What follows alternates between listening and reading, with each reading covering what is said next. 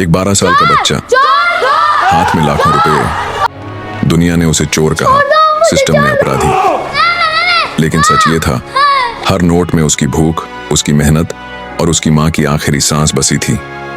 जब पूरा शहर उसके खिलाफ खड़ा था, तब एक हाथ उसके सिर पर आया, बड़े भाई का। उस दिन बैंक में पैसा नहीं, इंसानियत जमा हुई थी और एक गरीब बच्चा डर से ताकत बन गया। दोस्तों, कहानी शुरू करने से पहले एक छोटी सी रिक्वेस्ट है। अगर आप चैनल पर नए हो तो अभी सब्सक्राइब कर लीजिए। वीडियो अच्छा लगे तो लाइक जरूर करना। चलिए अब शुरू करते हैं आज की दिलचस्प कहानी। सुबह के करीब 9:30 बजे थे। शहर की हवा में हल्की ठंडक थी, लेकिन बैंक के बाहर खड़ी भीड़ पसीने में भीगी हुई थी।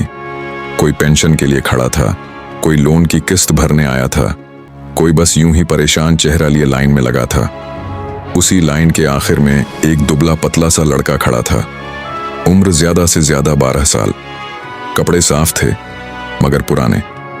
चप्पल की पट्टी एक तरफ से टूटी हुई और दोनों हाथों में वह एक कपड़े की थैली कसकर पकड़े हुए था, जैसे कोई उसे छीन लेगा। लड़के का नाम था चिराग। उस थैली में खिलौने नहीं थे, किताबें नहीं थीं, खाना भी नहीं था। उसमें थे RSE के 400 नकद, वो पैसे जो उसने एक एक दिन जोड़कर इकट्ठा किए थे। चिराग की आंखें बार बार बैंक के गेट को देख रही थीं। उसके कानों में उसकी माँ की आवाज गूंज रही थी, बेटा, पैसे घर में मत रखना, बैंक में जमा कर देना, जरूरत पड़े तो काम आएंगे। 3 दिन पहले उसकी माँ चली गई थी। इलाज के पैसे पूरे नहीं पड़े।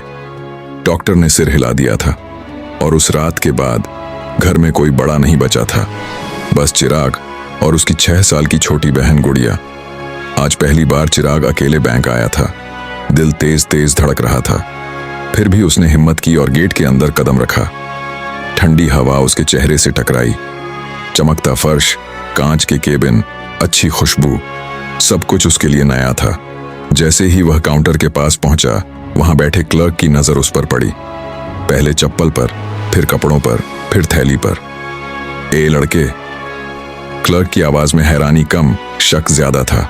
चिराग थोड़ा घबरा गया, धीरे से बोला, जी साहब, क्या काम है? चिराग ने थैली खोली। नोटों की गड्डियां दिखाई दी। पैसा जमा करना है। काउंटर के आसपास बैठे लोग चौंक गए। पीछे से किसी ने हंसते हुए कहा, इतना पैसा और ये बच्चा? एक और आवाज आई, चोरी का होगा। क्लर्क का चेहरा सख्त हो गया। इतना पैसा कहां से लाया? चिराग ने निगलते हुए कहा, साहब, मैंने कमाया है। तू? क्लर्क हंस पड़ा। मजाक कर रहा है क्या? बच्चे इतने पैसे नहीं कमाते। चिराग की आंखें भर आईं। साहब, मेरी मां बीमार थी, इलाज के लिए बचाया था। क्लर्क ने पास बैठे मैनेजर की ओर देखा। सर, मामला गड़बड़ लग रहा है। मैनेजर आया, ऊंचा कद, सख्त चेहरा। उसने चिराग को ऊपर नीचे देखा। नाम? चिराग। पिता? चिराग चुप हो गया। उसकी उंगलियां थैली पर और कस गईं। मां मर गई। बैंक में एक पल के लिए सन्नाटा छा गया।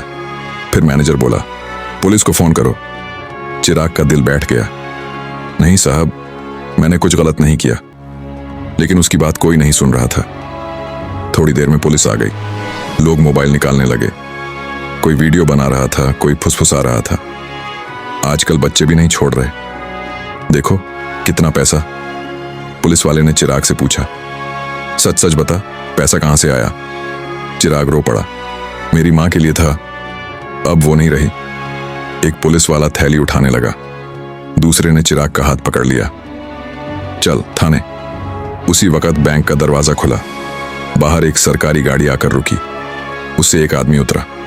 सादा कुर्ता, गहरी आंखें। उसकी नजर सीधे चिराग पर पड़ी और वह एक पल के लिए ठिठक गया। उसके मुंह से बस इतना निकला, चिराग। लेकिन चिराग उस आवाज को नहीं पहचान पाया। वह बस डर से कांप रहा था। उसे क्या पता था कि उसकी जिंदगी अब बदलने वाली है। बैंक के अंदर अचानक सन्नाटा फैल गया था। सरकारी गाड़ी से उतरे उस आदमी की आंखें चिराग पर टिकी हुई थीं। उसकी आवाज हल्की थी, मगर उसमें अजीब सी घबराहट छुपी हुई थी। चिराग। चिराग ने सिर उठाया। आंखें लाल थीं, गाल गीले। उस चेहरे में उसे कोई अपना नहीं दिखा। वह बस इतना ही बोला, जी, आप कौन? वह आदमी एक पल के लिए चुप हो गया। उसने पुलिस वाले के हाथ को देखा। जो चिराग की कलाई पकड़े हुए था। फिर थैली को देखा जो काउंटर पर रखी थी। इसे क्यों पकड़ा है? अब उसकी आवाज सख्त थी। मैनेजर तुरंत बोल पड़ा, सर, ये बच्चा इतना कैश लेकर आया है, संदेह है, इसलिए पुलिस। संदेह? आदमी ने मैनेजर की आंखों में देखा। किस बात का? क्लर्क बीच में कूद पड़ा, सर, बच्चा है, इतने पैसे कह रहा है खुद कमाए हैं। आदमी ने गहरी सांस ली, फिर चिराग के पास आया और थोड़ा झुककर बोला, डर मत। चिराग की आंखों से आंसू और तेज बहने लगे। सब मुझे चोर बोल रहे हैं, मैंने कुछ गलत नहीं किया। आदमी ने बिना कुछ कहे अपना हाथ चिराग के सिर पर रख दिया। वह हाथ कांप रहा था। पुलिस वाला बोला, सर, आप कौन? आदमी सीधा खड़ा हुआ, अपनी जेब से पहचान पत्र निकाला। मैं इस जिले का सीनियर अफसर हूं। पूरे बैंक में खलबली मच गई। मैनेजर के चेहरे का रंग बदल गया। क्लर्क की आवाज गले में अटक गई। अब मुझे बताइए, आदमी बोला, इस बच्चे ने क्या अपराध किया है? कोई जवाब नहीं आया। चिराग को एक कुर्सी पर बैठा दिया गया। पुलिस वाले पीछे हट गए। आदमी भी पास वाली कुर्सी पर बैठ गया। कुछ सेकंड तक वह बस चिराग को देखता रहा। मां, उसने धीरे से पूछा। चिराग की पलकों ने जवाब दिया। वह फूट फूट कर रो पड़ा। 3 दिन हो गए, इलाज के पैसे पूरे नहीं पड़े, सब खत्म हो गया। आदमी की आंखें भर आईं। उसने चेहरा दूसरी तरफ कर लिया।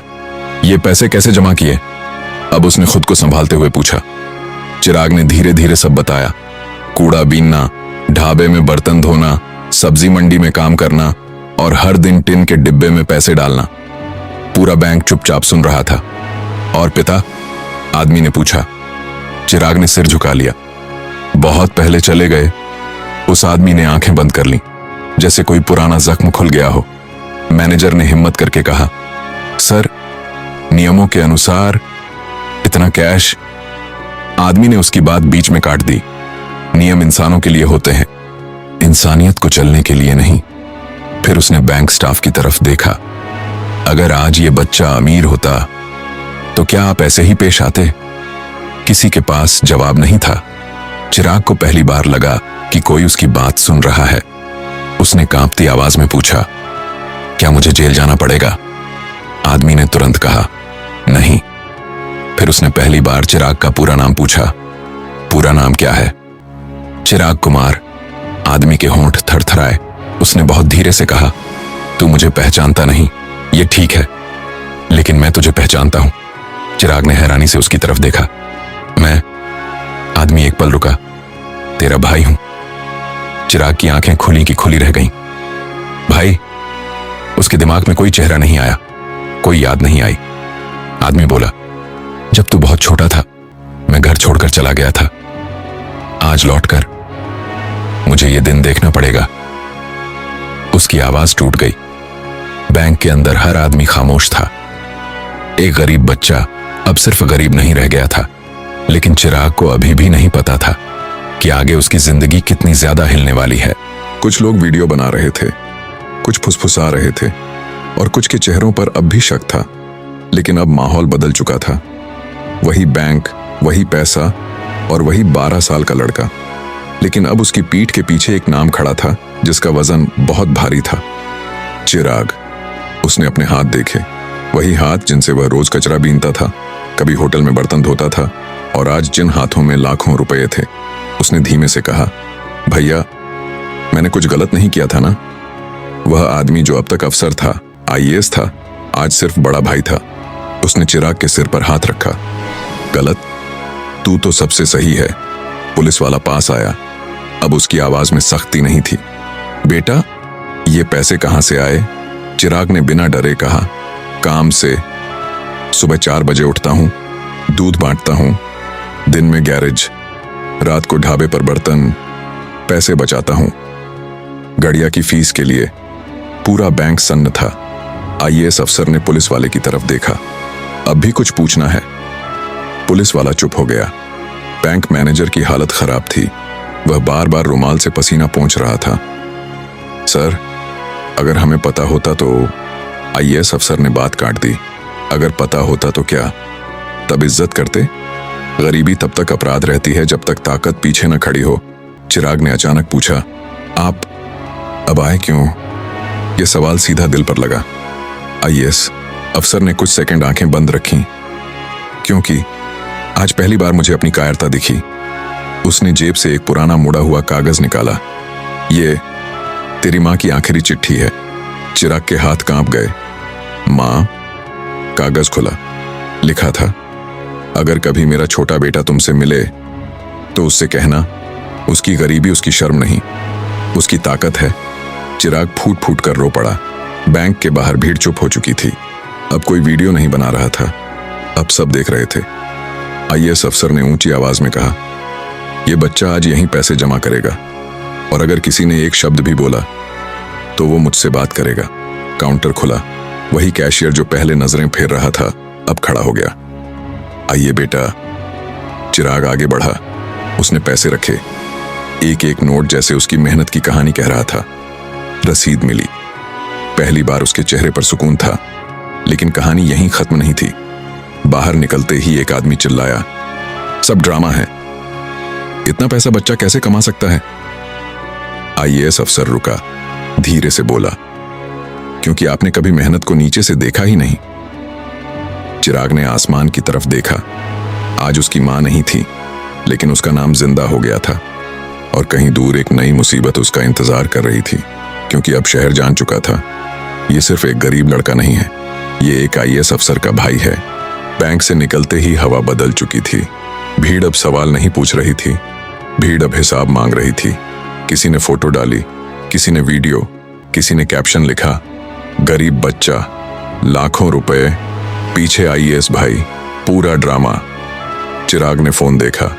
उसे पढ़ना ठीक से आता भी नहीं था, लेकिन नाम पहचानता था, अपना नाम। आईएएस अफसर ने चिराग का हाथ कसकर पकड़ा। डर मत, अब असली खेल शुरू होगा। चिराग ने पहली बार उसकी आंखों में थकान देखी। घर पहुंचे तो दरवाजे पर दो लोग खड़े थे, साफ कपड़े, फाइलें हाथ में, आंखों में कानून। चाइल्ड वेलफेयर से हैं, हमें शिकायत मिली है। चिराग की सांस अटक गई। किस बात की? आईएएस अफसर ने पूछा। बच्चे से अवैध मजदूरी करवाई जा रही है और भारी रकम उसके पास पाई गई है। शब्द मीठे थे, मतलब जहरीला। चिराग पीछे हट गया। मैं खुद काम करता हूं, किसी ने जोर नहीं डाला। अफसर ने सिर हिलाया। बेटा, कानून भावनाओं से नहीं चलता। आईएएस अफसर समझ गया, ये हमला सिस्टम से नहीं, किसी आदमी से है। उसी रात न्यूज चैनल चल रहे थे, गरीब बच्चे के नाम पर काला धन, क्या अफसर भाई इस्तेमाल कर रहा है मासूम को? स्टूडियो में लोग चिल्ला रहे थे। किसी ने कहा, यह सब प्लान है। किसी ने कहा, जांच होनी चाहिए। चिराग टीवी के सामने बैठा था।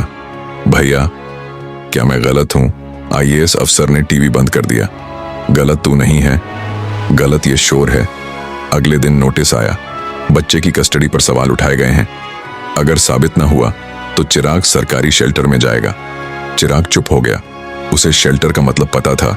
अकेलापन। आईएएस अफसर पुरानी फाइलें निकाल रहा था। तभी एक नाम बार बार सामने आया, राघव मल्होत्रा, एक एनजीओ, एक बड़ा बिजनेसमैन, और उस अफसर का पुराना दुश्मन। फ्लैशबैक। इसी राघव ने कभी उसे फंसाने की कोशिश की थी, तब वो बच गया था। आज निशाना बदला गया था। बच्चा। आईएएस अफसर ने फोन उठाया। अब बात खुलेगी, और सबके सामने। अगली सुबह प्रेस कॉन्फ्रेंस थी। राघव मल्होत्रा माइक पर खड़ा था। हम बच्चों के हक की बात करते हैं, कानून सबके लिए बराबर है। तालियां बजीं। उसी पल दरवाजा खुला। आईएएस अफसर अंदर आया। चिराग उसके साथ था। कमरा सन्न। आप बच्चों के हक की बात करते हैं? आईएएस अफसर बोला, तो ये भी बताइए, आपकी फैक्ट्री में कितने बच्चे काम करते हैं? राघव के चेहरे का रंग बदल गया। आईएएस अफसर ने फाइल खोली। तस्वीरें, वीडियो, स्टेटमेंट, ये सब पिछले 3 साल का डेटा है, और आज ये पब्लिक होगा। राघव हंसा। आप सबूत नहीं दे पाएंगे। आईएएस अफसर शांत था। मैं अफसर हूं, डराकर नहीं, साबित करके मारता हूं। चिराग पीछे खड़ा सब देख रहा था। उसे समझ आ गया, यह लड़ाई अब पैसों की नहीं थी, यह लड़ाई थी सच बनाम ताकत, और अब कोई पीछे हटने वाला नहीं था। प्रेस कॉन्फ्रेंस के बाद शहर 2 हिस्सों में बंट चुका था। एक तरफ वो लोग जो चिराग को मोहरा कह रहे थे, दूसरी तरफ वो जो पहली बार गरीबी को ध्यान से देख रहे थे, और बीच में था एक 12 साल का लड़का जो बस इतना चाहता था कि उसे बच्चा रहने दिया जाए। राघव मल्होत्रा उस दिन चुप नहीं बैठा। शाम होते होते उसके चैनल सक्रिय हो गए, उसके वकील तैयार थे, उसके अफसर संपर्क में थे। रात की हेडलाइन चली, आईएएस अफसर पर सत्ता का दुरुपयोग, बच्चे को ढाल बनाकर निजी दुश्मनी। टीवी स्क्रीन पर चिराग का चेहरा बार बार दिखाया जा रहा था। उसकी आंखें झुक गईं। भैया, उसने धीरे से कहा, अगर मैं चला जाऊं तो सब ठीक हो जाएगा ना? आईएएस अफसर कुछ सेकंड तक कुछ नहीं बोला। फिर पहली बार उसकी आवाज कांपी, नहीं, तू जाएगा तो ये जीत जाएंगे। उसी रात कोर्ट से आदेश आया, अस्थायी कस्टडी समीक्षा। मतलब साफ था, अगले 72 घंटे सबसे खतरनाक थे। अदालत में कमरा भरा हुआ था। एक तरफ महंगे सूट, दूसरी तरफ सादा कुर्ता, एक तरफ कानून की किताबें, दूसरी तरफ एक बच्चे की जिंदगी। राघव के वकील ने कहा, माय लॉर्ड, यह बच्चा श्रम का शिकार है। इतनी कम उम्र में इतनी कमाई असंभव है, और आरोपी सरकारी पद का दुरुपयोग कर रहा है। जज ने चिराग को देखा, बेटा, क्या तुम डरते हो? चिराग ने सीधे जवाब दिया, हाँ। पूरा कमरा सन्न। मैं डरता हूं क्योंकि अगर काम नहीं करूं तो मेरी बहन भूखी सोएगी। जज ने पूछा, किसने मजबूर किया? चिराग ने सिर हिलाया, किसी ने नहीं, गरीबी ने। आईएएस अफसर खड़ा हुआ, माय लॉर्ड, अगर गरीबी अपराध है तो इस देश की आधी आबादी कटघरे में खड़ी होनी चाहिए। राघव मुस्कुराया, भावनात्मक भाषण कानून नहीं होते। तभी एक नई फाइल कोर्ट के सामने रखी गई। ये फाइल आईएएस अफसर ने नहीं दी थी। नाम पढ़ा गया, राज्य श्रम विभाग। अंदर था राघव मल्होत्रा की फैक्ट्रियों की रिपोर्ट, तस्वीरें, बच्चों के बयान, जाली रजिस्टर। पूरा कोर्ट खड़ा हो गया। राघव चीखा, यह साजिश है। जज की आवाज गूंजी, शांत रहिए। जज ने चिराग को देखा, बेटा, अब तुम्हें कहीं नहीं भेजा जाएगा। अब सवाल तुम्हारा नहीं, इनका है। हथकड़ियां नहीं लगीं, लेकिन चेहरे उतर गए। राघव मल्होत्रा पहली बार झुका हुआ दिखा। बाहर मीडिया इंतजार कर रहा था। सर, आप जीत गए। आईएएस अफसर ने एक ही जवाब दिया, नहीं, आज एक बच्चा हारा नहीं। चिराग ने भैया का हाथ पकड़ा, अब मैं स्कूल जाऊंगा ना? आईएएस अफसर मुस्कुराया, हाँ, अब तू सिर्फ बच्चा होगा।